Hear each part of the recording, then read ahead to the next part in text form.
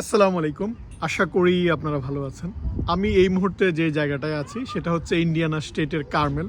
আমেরিকায় বসবাসের অন্যতম সেরা একটা জায়গা, অর্থাৎ নাম্বার 1 পজিশন নিয়েছে এই শহর।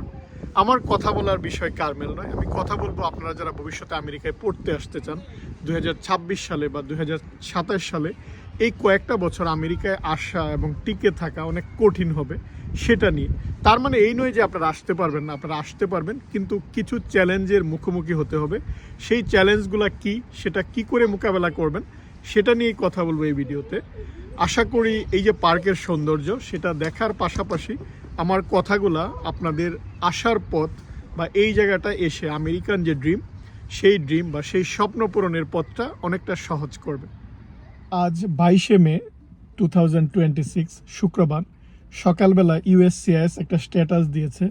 সেই স্ট্যাটাস দেওয়ার সাথে সাথেই আমেরিকায় যারা বাংলাদেশ এবং বিদেশি স্টুডেন্ট রয়েছে, যারা F1 ভিসায় আছে এবং যারা ভবিষ্যতে এখানকার নাগরিক হতে চায় বা স্থায়ীভাবে থাকতে চায়, তাদের মাথায় আকাশ ভেঙে পড়েছে।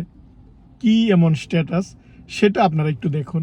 ইউএসসিআইএস এর প্রেস বিজ্ঞপ্তিটাই এখানে তারা ফেসবুক পেজে একটা স্ট্যাটাসে দিয়েছে। এখানে দেখুন ক্লিয়ারলি বলা, an alien who is in the US temporarily and want a green card must return to their home country to apply. অর্থাৎ এখানে যারা F1 ভিসায় বা J1 ভিসায় আসে, তারা এখান থেকে যে গ্রিন কার্ডটা অ্যাপ্লাই করে সেটা এখন এই জায়গা থেকে করা যাবে না। টেম্পোরারি যে ভিসা হোল্ডার তাদেরকে তাদের নিজের দেশে গিয়ে অ্যাপ্লাই করতে হবে। অর্থাৎ আপনি এই জায়গাটায় পড়ালেখা শেষ করে যে চাকরি করা অবস্থায় আপনি গ্রিন কার্ডটা পেয়ে যাবেন, সেই দরজাটা বন্ধ হয়ে গেল। আমেরিকায় যারা স্টুডেন্ট হিসাবে আসে, মনে করুন বাংলাদেশ থেকে একজন F1 স্টুডেন্ট ভিসায় আসলো, সে তার পড়ালেখা শেষ করার পর এখানে হয়তো ওপিটিতে সে একটা চাকরি পায়, কিন্তু সেটা কয়েক বছরের মেয়াদ। তারপর সে হয়তো একটা ভালো পাবলিকেশন করে তারপর যে EB-2 NIW সেই ক্যাটাগরিতে অ্যাপ্লাই করে। অ্যাপ্লাই করার পর যখন অ্যাপ্রুভ হয়, সে এখানে অ্যাডজাস্টমেন্ট অফ স্ট্যাটাস, সে এই জায়গা থেকেই সেটা স্ট্যাটাসটা সে বদল করে নেয়, অর্থাৎ নন ইমিগ্রেন্ট থেকে ইমিগ্রেন্ট হয়ে যায়। এখন যেটা হচ্ছে সেটা যে এখানে স্টুডেন্টরা যারা পড়ালেখা করবে, পড়ালেখা শেষ করার পর ওপিটিতে চাকরি করবে, পরবর্তীতে সে যদিও EB-2 NIW সে অ্যাপ্লাই করে, কিন্তু তাকে প্রসেসিংটা করতে হবে হোম কান্ট্রি থেকে, অর্থাৎ বাংলাদেশে গিয়ে প্রসেসিংটা করতে হবে। এখন এই জায়গাটাই হচ্ছে সমস্যা, যে এখানে আপনি চাকরি করছেন, এখানে আপনি সব কিছু নিয়ে আছেন, এই ফাঁকে আপনি অ্যাডজাস্টমেন্টটা করে ফেললেন, কিন্তু আবার যদি দেশে যেতে হয় তারপর আবার আপনাকে সেই ওয়েটিংয়ে থাকতে হবে, কারণ এটা কারেন্ট না। আপনার হয়তো এখন অ্যাপ্রুভ হয়েছে, কিন্তু সেটা হয়তো 2 বছর পর আপনার প্রসেসিংয়ে যাবে, কিন্তু ভিতরে যারা থাকতো তারা 2 বছর সে চাকরি করছে, সে ওয়েট করছে, তারপর তার স্ট্যাটাস সে চেঞ্জ করবে। কিন্তু সব কিছু এই জায়গাটায় ছেড়ে আপনাকে বাংলাদেশে যেতে হবে, বাংলাদেশে কয়েক বছর অপেক্ষা করে তারপর আপনি যদি আসতে পারেন তাহলে আসবেন। এই যে একটা প্রসেসিং, সেই প্রসেসিংটার জন্যই অনেকেই এখন টেনশন করছে, সেটা নিয়েও কথা বলবো এই ভিডিওতে। আপনারা যারা বাংলাদেশ থেকে আমেরিকায় আসেন, স্টুডেন্ট ভিসায় আসেন বা ভিজিট করার জন্য আসেন, বা এই জায়গাটায় স্কলার হিসাবে আসেন, F1 ভিসা বা B1 ভিসা বা J1 ভিসা, প্রত্যেকটাই হচ্ছে নন ইমিগ্রেন্ট ভিসা। এই ভিসাগুলো নিয়েই কিন্তু আমরা আসি। ভিসাটা যদিও 1 বছর থাকে, কিন্তু আপনাকে যে DS-2019 বা ওরা I-20 যেটা দেয়, সেই জিনিসটার কিন্তু একটা মেয়াদ থাকে 5 বছর। তার মানে 5 বছরই কিন্তু আপনি ভ্যালিড এই জায়গাটায় আপনি থাকতে পারবেন। এখন ভবিষ্যতে হয়তো ওই ডিউরেশনটা ওরা কমিয়ে দিবে, অর্থাৎ আপনি যে এখানে একদম বৈধভাবে 4-5 বছর থাকতেন সেটা হয়তো কমে যাবে, বা অনেকেই 3-4 বছরের PhD সে 5-6-7 বছরে শেষ করে, তখন তাকে দেশে গিয়ে আবার ভিসা নিয়ে আসতে হবে। এই জিনিসটা হচ্ছে যে সামনে যারা স্টুডেন্ট হিসাবে আসবে তাদের জন্য চ্যালেঞ্জ। এখন অনেকেই হয়তো ভাবছেন যে আমি এখন স্টুডেন্ট হিসাবে আছি, তার মানে কি পড়ালেখা শেষ করে এই জায়গাটায় থাকতে পারবো না? আপনি থাকতে পারবেন। এই জায়গাটায় পড়ালেখা শেষ করার পর, মাস্টার্স করার পর PhD করতে পারবেন, PhD করার পর পোস্টডক করতে পারবেন, কিন্তু আপনাকে এই যে ভিসাটার মেয়াদ বাড়াতে হবে। এগুলো হচ্ছে নন ইমিগ্রেন্ট ভিসা।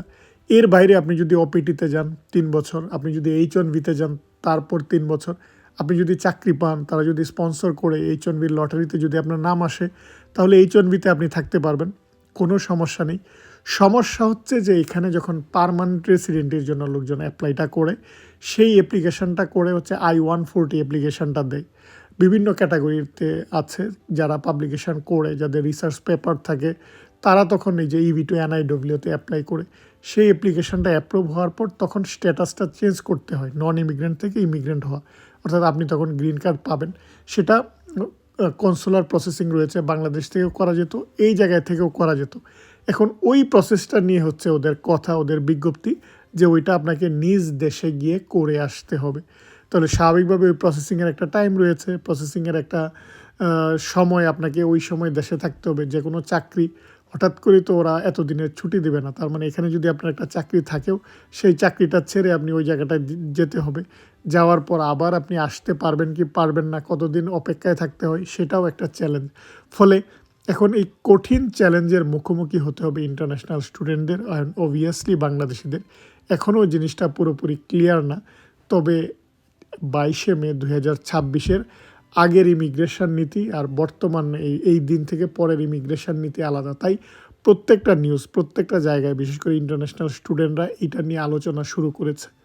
প্রথম কথা হচ্ছে যে আপনি এই জায়গাটায় পড়ালেখা শেষ করার পর যদিও আপনি কাজের সুযোগ পাবেন, ওরা আপনাকে পারমিশন দেবে, ইএডি কার্ড দেবে, কিন্তু বর্তমানে অনেকগুলা কোম্পানি শুধুমাত্র আপনার ওই ইএডি কার্ডের উপর ভিত্তি করে তারা আপনাকে চাকরি দিচ্ছে না, অনেকে H-1B স্পন্সর করছে না। ফলে গ্রিন কার্ড ছাড়া চাকরি পাওয়াটা কঠিন হয়ে যাচ্ছে। তাই অনেকেই স্টুডেন্ট থাকা অবস্থায়, পিএইচডি করা অবস্থায় তারা অ্যাপ্লাইটা করে ফেলে, যেন সে পিএইচডি শেষ করার সাথে সাথে গ্রিন কার্ডটা হাতে পায়, খুব ভালো চাকরি সে নিতে পারে। এখন ধরুন আপনি I-140 অ্যাপ্লাইটা করে ফেললেন পিএইচডি করা অবস্থায়, তো আপনি যদি গ্রিন কার্ড আপনাকে পেতে হয় তাহলে দেশে যেতে হবে, তাহলে পিএইচডি এখানে কাজ ফেলে বা পড়ালেখা ফেলে তো আপনি ওই জায়গাটায় যেতে পারবেন না। পিএইচডি শেষ করে ওই জায়গাটায় যাবেন, পিএইচডি শেষ করার সাথে সাথে আপনার যে ভ্যালু, চাকরিতে যে আপনার ভ্যালু থাকবে, এটা যখন একটু সময়টা কয়েক বছর হয়ে যায়, তখন কিন্তু আপনি বিশেষ করে পিএইচডির প্রথম 2 বছর যত সহজে পোস্টডক পাওয়া যায়, আপনি পিএইচডি করার 5 বছর পর কিন্তু এত সহজে পোস্টডকটা পাবেন না। কারণ রিসার্চ এত দ্রুত পরিবর্তন হয়, যারা এই মুহূর্তে পিএইচডি করছে বা যারা 5 বছর আগের পিএইচডি করছে, তাদের অনেক কিছুই পার্থক্য তৈরি হয়ে যায়। ফলে তারা সবসময় ফ্রেশার্সদেরকে চায়। ফলে আপনি এই যে চাকরির দৌড়ে আপনি যদি সেটা দেশ থেকে আবার প্রসেসিং করে আসেন, সেখানেও কিন্তু আপনি পিছনে পড়ে যাবেন। আপনাদের অনেকের মনে হয়, বিশেষ করে বাংলাদেশ থেকে মনে হয় যে আমেরিকায় আসলেই বুঝি এই জায়গাটায় থাকার ব্যবস্থা হয়ে যায়, আমেরিকায় এসে পড়ালেখা করলেই বুঝি ভালো চাকরি হয়ে যায়, বা আমেরিকায় অনেক বড় চাকরি, অনেক কিছু ছেড়ে দিয়ে হয়তো লোকজন অনেকেই বাংলাদেশে ব্যাক করে। ব্যাপারটা এরকম না। এই যে ইমিগ্রেশন একটা জার্নি, এটা এত কঠিন। সেই ইমিগ্রেশন শুধুমাত্র একটা পেপার ওয়ার্ক না, অনেকে এই স্ট্রেসটা নিতে পারে না। একদিকে হচ্ছে আপনাকে ভ্যালিড স্ট্যাটাস রাখতে হবে, বৈধ স্ট্যাটাসে আপনাকে থাকতে হবে, অবৈধ হলে আপনি এই প্রসেসে যেতে পারবেন না। তারপর এখানে একটা লং ওয়েটিং পিরিয়ড, আপনি স্টুডেন্ট হিসাবে আসলেন, পড়ালেখা শেষ করতে হবে, ভালো রিসার্চ পাবলিকেশান করতে হবে, ভালো চাকরি পেতে হবে। সেই চাকরিটা যদি আবার স্পন্সর দিয়ে পান, H-1B ভিসা স্পন্সরে আপনাকে চাকরি পেতে হবে। তারপর আপনি গ্রিন কার্ডের জন্য অ্যাপ্লাই করবেন, I-140 আপনার অ্যাপ্রুভ হবে, অনেক সময় সেটা 1 বছর লাগে, 2 বছর লাগে। সেটা হওয়ার পর তারপর আপনি 485 অ্যাডজাস্টমেন্ট অফ স্ট্যাটাসের জন্য অ্যাপ্লিকেশান করবেন, সেটা আবার 1-2 বছর। এই যে 4-5 বছরের একটা লম্বা জার্নি, সেটা কিন্তু শেষ করতে হয়, সেই সাথে অনেকগুলো টাকা খরচ করতে হয়। আমরা যারা মধ্যবিত্ত ফ্যামিলি থেকে আসি, তাদের এটা অনেক স্ট্রেসফুল। সেটা আপনি হয়তো এই প্রসেস দিয়ে, এই প্রসেসটা শেষ না করলে আপনি বুঝতে পারবেন না। কিন্তু এখন যেটা হবে যে আপনি পড়ালেখা শেষ করার পর আপনি চাচ্ছেন যে আপনার একটা সুন্দর কেরিয়ার, আপনার চাকরি। এখন এই চাকরিটা পাওয়ার জন্য আপনার যে গ্রিন কার্ড, সেটা প্রসেসিংটা শেষ করে আসতে হবে বাংলাদেশ থেকে। বাংলাদেশে আপনি যখন ওই জায়গাটায় যাবেন, ওই জায়গায় যাওয়ার পর দেখবেন একটা লং কিউ। আপনার ডেট হয়তো 1 থেকে 2 বছর পর, 1 থেকে 2 বছর পর ডেট। তার মধ্যে অনেকগুলা কান্ট্রি হঠাৎ করেই প্রসেসিংগুলো পজ হয়ে যায়, ইমিগ্রেশন প্রসেসিং তারা বন্ধ রাখে। মনে করুন বাংলাদেশের জন্য এটা বন্ধ করে দিল, তখন আপনি চাইলেও হয়তো আসতে পারবেন না। ফলে এইটাই ভবিষ্যতে এটা হতে পারে, আমি বলছি না যে এরকম হবে, কিন্তু এরকম একটা সম্ভাবনা তৈরি হয়েছে যে আপনি নন ইমিগ্রেন্ট ভিসায় আমেরিকায় আসছেন পড়ার জন্য, আপনার ইন্টেনশন এখানে পড়ালেখা শেষ করে আপনি চলে যাবেন, সেই ইন্টেনশনটা যেন থাকে। বা আপনি এখানে প্রসেসিং শুরু করার পর আবার যখন বাংলাদেশ এম্বাসি ফেস করবেন, তারা যদি এই প্রশ্নটা করে যে তোমার তো ইন্টেনশন ছিল পড়ালেখা শেষ করে দেশের জন্য কাজ করবা, তাহলে আবার কেন তুমি ওই জায়গাটায় যেতে চাচ্ছ? সো এই প্রশ্নের উত্তর দেওয়াটা কিন্তু কঠিন হয়ে দাঁড়াবে। বা কোনো একটা কারণ দেখিয়েই কিন্তু তারা আপনার ভিসা বা আসার রাস্তাটা তারা বন্ধ করে দিতে পারে। এটা অনেক সময় ইমিগ্রেশন অফিসারের অনেক নিয়মকানুন রয়েছে, নিয়মকানুনের বাইরেও কিন্তু তাদের অনেক ক্ষমতা রয়েছে।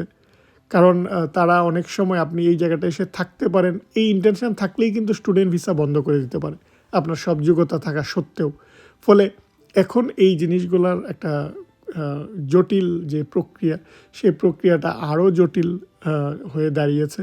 ফলে আপনারা যারা আসবেন, আমি সবসময় বলি যে আমেরিকায় শুধু পড়তে আসাটাই সলিউশন না, যে পড়তে আসলেই সব কিছু হয়ে যাবে। বিশেষ করে যারা স্কলারশিপ নিয়ে আসে তাদের জন্য অনেকটা ইজি হয়, যারা ভালো পাবলিকেশন করে তাদের জন্য ইজি হয়। কিন্তু যারা অনেক টাকা খরচ করে নিজ খরচে পড়তে আসে তাদের জন্য কিন্তু এটা স্ট্রেসফুল। ইন্ডিয়া থেকে অনেকেই আসে, 50-60 লক্ষ টাকা খরচ হয় মাস্টার্স করার জন্য, অনেকেই লোন নিয়ে আসে। আসার পর যখন এই জায়গাটায় চাকরি পায় না, আবার দেশে লোন পে করতে হয়, এটা কিন্তু নিতে পারে না। কয়েকদিন আগে দেখুন একটা খবরে দেখলাম যে একজন সুইসাইড করেছে, সে এই স্ট্রেসটা সে নিতে পারছে না।